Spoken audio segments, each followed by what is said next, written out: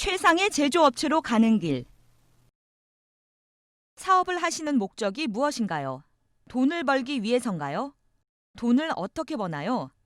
돈이란 것은 커스터머가 여러분의 제품과 서비스에 만족해서 대금을 지불하고 여러분과 지속적으로 사업을 유지하고 싶어야만 벌 수 있습니다.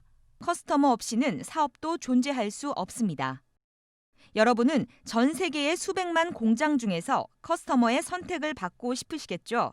그렇다면 커스터머를 만족시킬 수 있는 제품은 어떻게 만들 수 있을까요? 제품은 바로 여러분의 직원들이 만듭니다. 따라서 직원들이 커스터머를 만족시키는 제품을 만들 수 있는 환경을 조성해 주어야 합니다.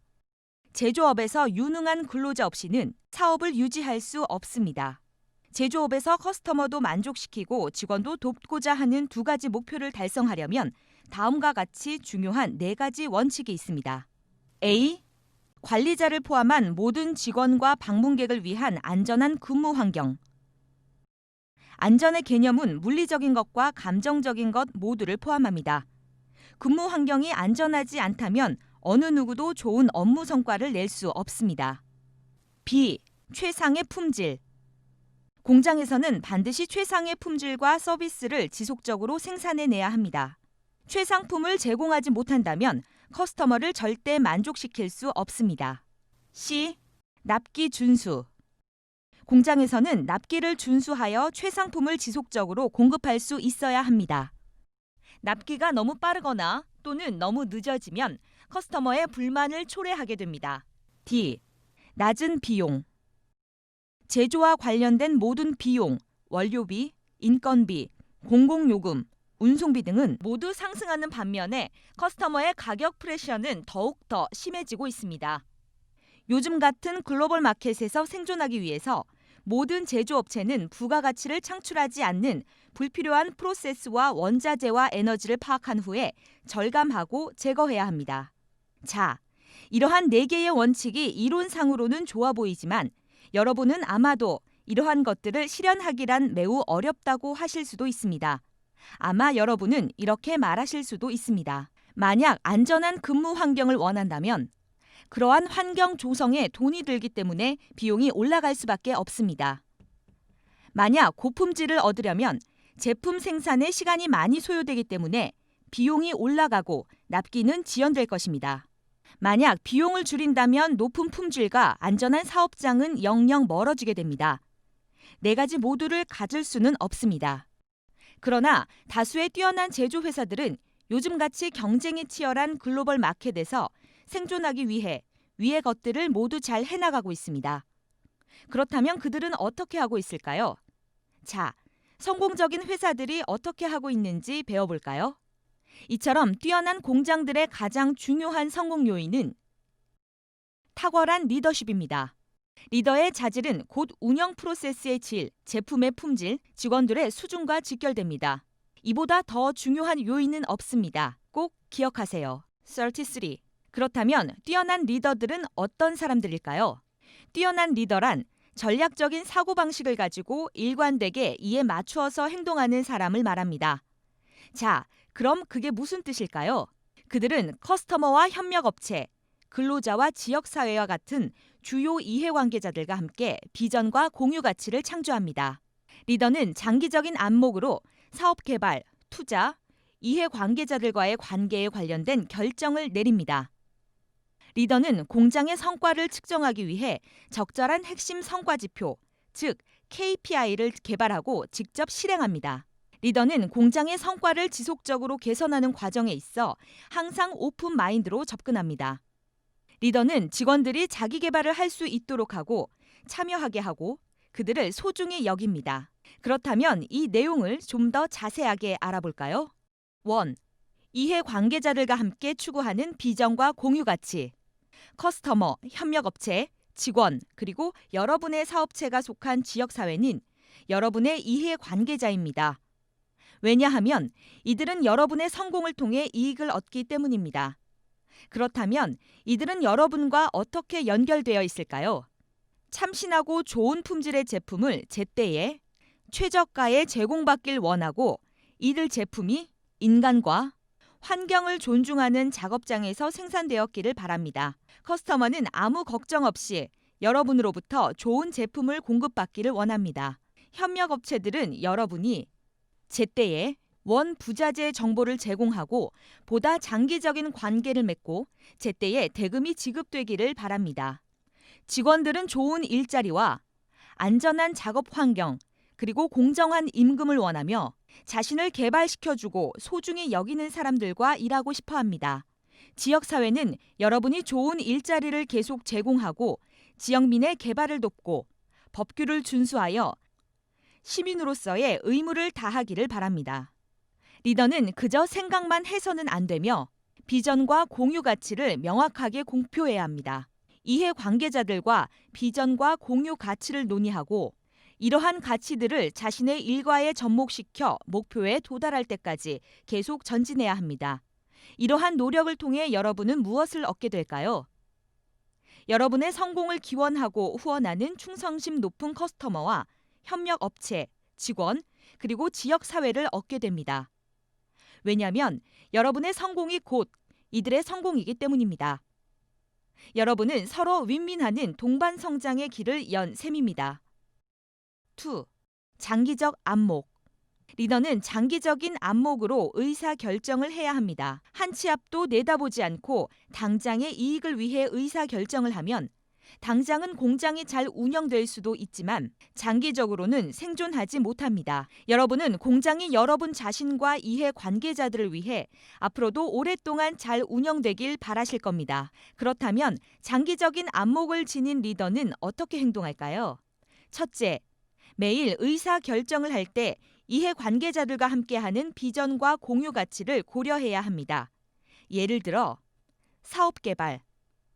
커스터머와 공유하는 가치가 혁신적 제품이라면 공장 내에서 혁신적 사고를 양성하고 공장 안팎에서 새로운 아이디어를 찾고 신제품을 실험하고 사업 개발에 투자해야 합니다. 커스터머가 유연성과 높은 품질을 필요로 한다면 전 공정을 검토하고 개선해 변화에 빠르게 적응하면서도 품질을 유지할 수 있어야 합니다.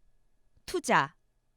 신기술 도입이나 시설 장비 개선을 위한 의사결정 시에는 추가적으로 발생할 비용만 생각해서는 안 됩니다. 큰 그림을 보고 전체적 비용을 계산해 보아야 하는데 바로 현재 투자하지 않아 입는 손실과 향후 투자를 통해 추가적으로 얻게 될 이익을 함께 따져보아야 합니다.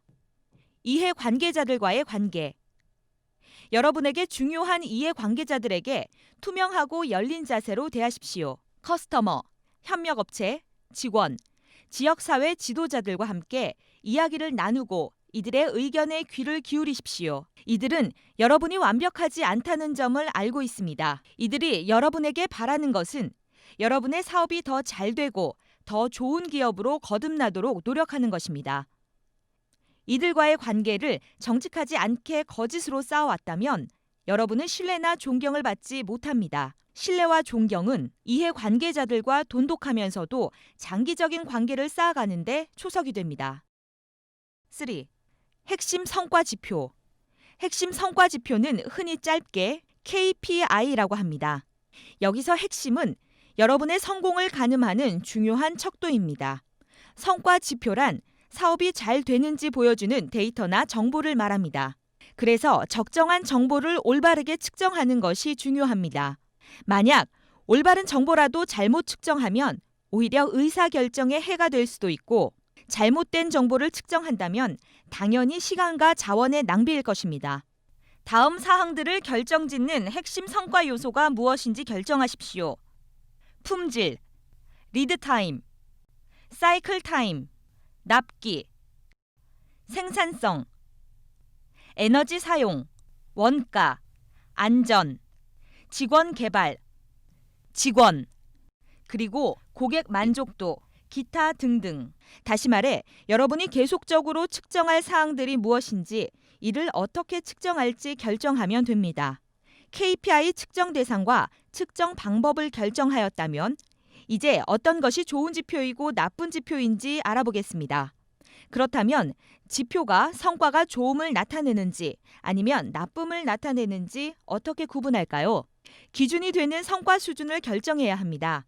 구체적인 수치로 정할 수도 있고 아니면 일정 범위의 수치로 정할 수도 있습니다. 단, 성과 범위 중 최저점을 성과 기준으로 삼아서는 안 됩니다. 여러분의 공장에서 현재 달성 가능한 가장 높은 지점을 기준으로 삼아야 합니다. 단, 성과 기준이 비현실적으로 높다면 다시 한번 검토해 보아야 합니다. 물론 장기적으로 성과 기준을 높이는 것을 목표로 계획을 세울 수도 있지만 일단 수립된 기준이 일관적으로 달성된 후에 단계적으로 기준을 상향 조정하는 것이 바람직합니다. 성과 기준만 세우고 끝나서는 안 됩니다. 전 직원에게 성과 기준을 교육시키고 이들을 개발시켜 성과 기준을 지속적으로 달성할 수 있도록 도와야 합니다. 만약 측정된 현재 성과가 성과 기준에 미치지 못한다면 이제는 성과 기준까지 끌어올리기 위해 문제를 해결해야 할 때입니다. 4. 문제 해결. KPI가 성과 기준에 미치지 못하는 것으로 파악되면 여러분은 해결해야 할 문제가 있는 것입니다. 훌륭한 리더는 문제점이 발견될 때 오히려 행복해합니다. 문제점은 공장이 더 나아질 수 있는 기회를 제공하므로 문제점은 좋은 것입니다. 문제점 중 가장 심각하고 비용이 많이 드는 문제는 제품이 리젝트되어서 재작업을 할 때입니다. 파이널 인스펙션 단계에서 제품이 리젝트되면 되돌릴 방법이 없습니다. 제품 생산 과정에서 이미 자재, 에너지, 인력, 창고, 경상비 등의 비용이 발생하였는데 커스터머가 제품을 리젝트하면 이 비용을 회수할 수 없습니다. 수익성은 이미 낮아진 상태이고 KPI가 어느 정도로 나쁘냐에 따라 여러분은 커스터머까지 잃게 됩니다. 수익성을 높이고 싶다면 재작업 없이 단번에 통과될 수 있도록 제품 품질 향상에 집중하십시오. 비용을 낮추고 싶다면 품질 향상에 집중하십시오. 꼭 기억하세요.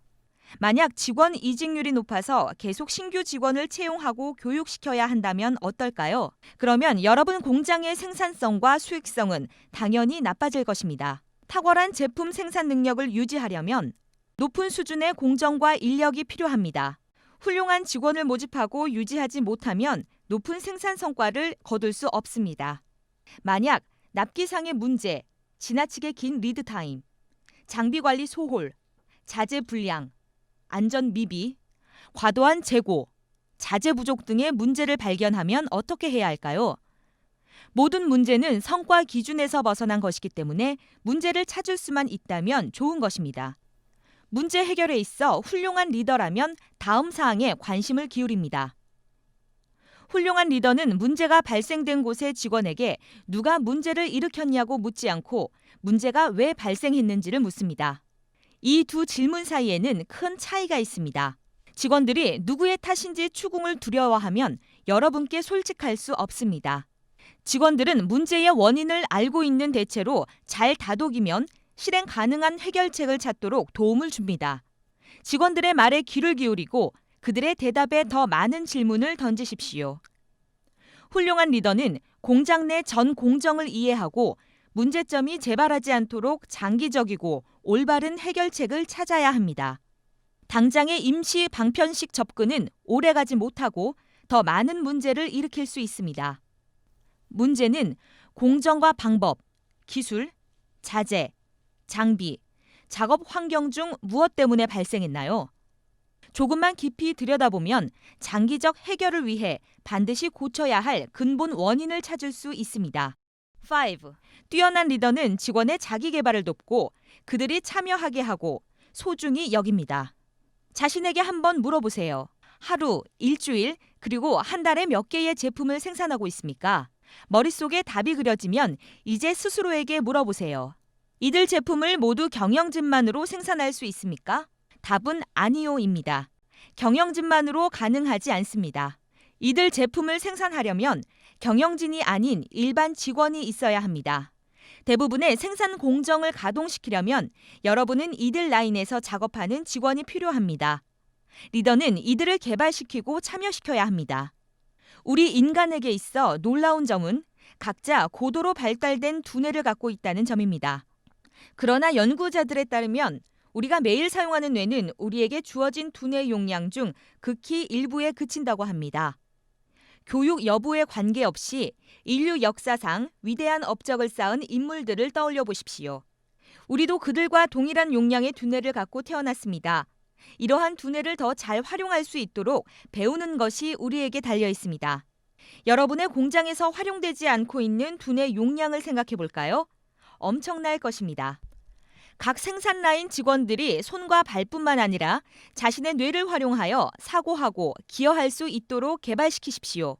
학계 연구에 따르면 뇌는 쓰면 쓸수록 뇌세포도 더 늘어난다고 합니다.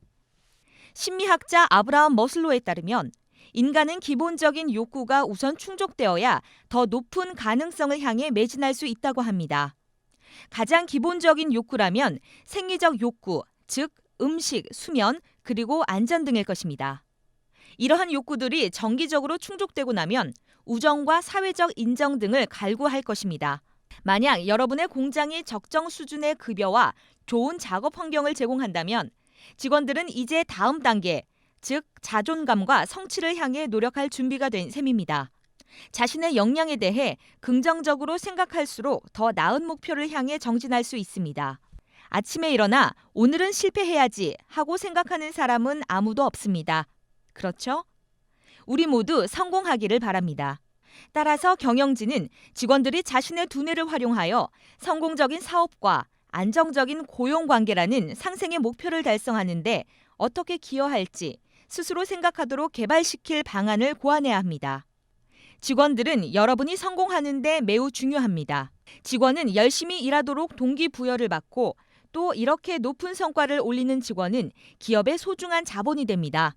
이것이야말로 진정한 윈윈의 관계가 아닐까요? 직원들이 새로운 기술을 배우고 서로를 경쟁 상대가 아닌 협력 관계로 일할 수 있는 작업 환경과 회사 시스템, 공정을 만드시기 바랍니다. 만약 내부 갈등이 생기면 어떻게 될까요? 좋은 품질의 제품을 제때에 생산하고 원가를 절감하는 데 도움이 될까요? 소비자를 만족시키는 데 도움이 될까요? 그 반대일 것입니다. 리더는 상생의 목표를 달성하기 위해 문제점을 찾고 이를 체계적으로 해결하기 위해 직원들의 두뇌 파워를 활용하는 방법을 반드시 배워야 합니다. 커스터머를 만족시키고 안전하고 좋은 작업 환경을 제공하면 여러분은 이제 지속적인 성공의 길로 들어선 것입니다.